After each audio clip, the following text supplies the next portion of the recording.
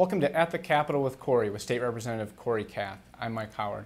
Representative, thanks for taking some time to join us in the studio and to talk about some of the legislative work that's being done in the committees that you're serving on. Absolutely. You know what? We are as busy as ever, and I've been telling people that this session has actually started out much faster. Because we had so much on the plate already, specifically wrapping up bills from last session, but then now the introduction of new bills here too. So we kind of have two helpings on our plate, and we're moving forward as fast as we possibly can to get some good legislation moving.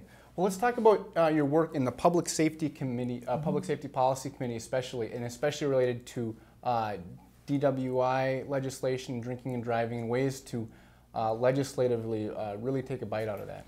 You know, the impetus right now is on what can we do to strengthen the system, what can we do to make sure that we're providing for public safety. And I will tell you that the governor has set this as an initiative, and he has made a very strong statement that ignition interlock is part of his agenda, and how are we going to make this work. So right now in committee we're hearing about 4 or 5 different bills that kind of just deal with DWI in general. First off, Representative Carla Bigham, and I am a co-author on this bill, is the ignition interlock system.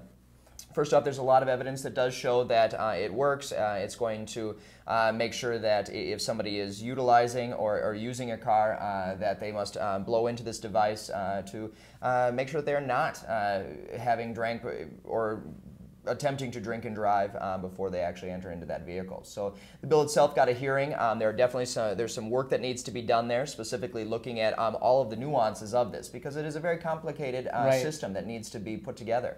Whether it's multiple people using that vehicle, what would it be if somebody, if somebody was to kind of mess with that system, the ignition interlock system within the car, as well as then it removes the work permit system. In other words, if you want to then move forward and be able to utilize a car after a drunk driving offense, you have to then sign up onto the ignition interlock system. So it really changes the focus of how we do things across the state. There are a lot of prototype systems across the state, different counties and municipalities that have put these into effect, and it was great to hear from them about how they're utilizing this and what this means for them. And what are they saying? I mean, I'm hearing that this is going to work, and at least that's the experience I think some folks have had with it. Absolutely. You know, that first of all, it alleviates a lot of the panic of saying, okay, we're going to give somebody a work permit, but we don't know if they're going to use that work permit wisely. Are we still posing the threat that they could drink and drive still because they'd have access to this vehicle? And so what we're doing is we're really taking away one of the most dangerous tools, and that is the car itself, and specifically them getting in that car having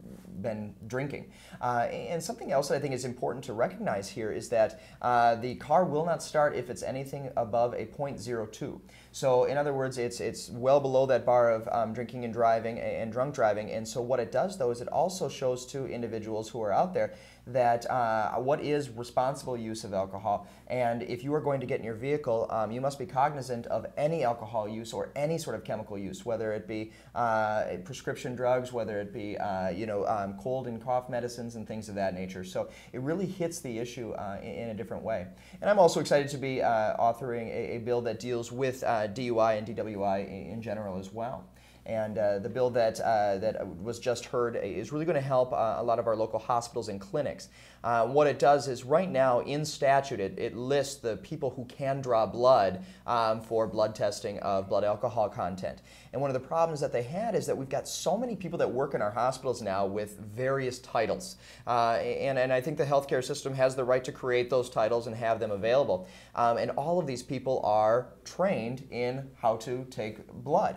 But the problem is that state statute says only certain individuals can draw blood for DUI, for testing of that blood content.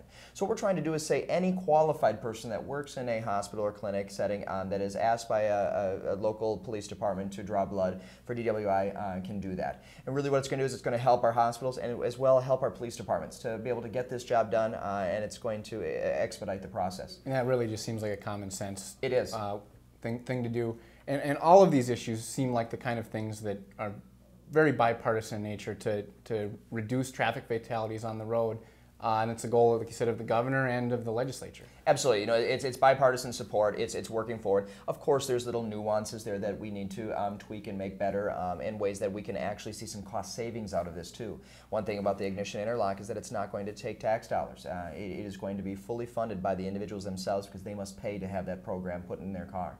And so it really also results in a cost savings to our state in the process of moving this forward. Well, great. It sounds like great legislation. We'll check in on it as it moves forward. Great. Thank you. This has been At the Capitol with State Representative Kory Kath.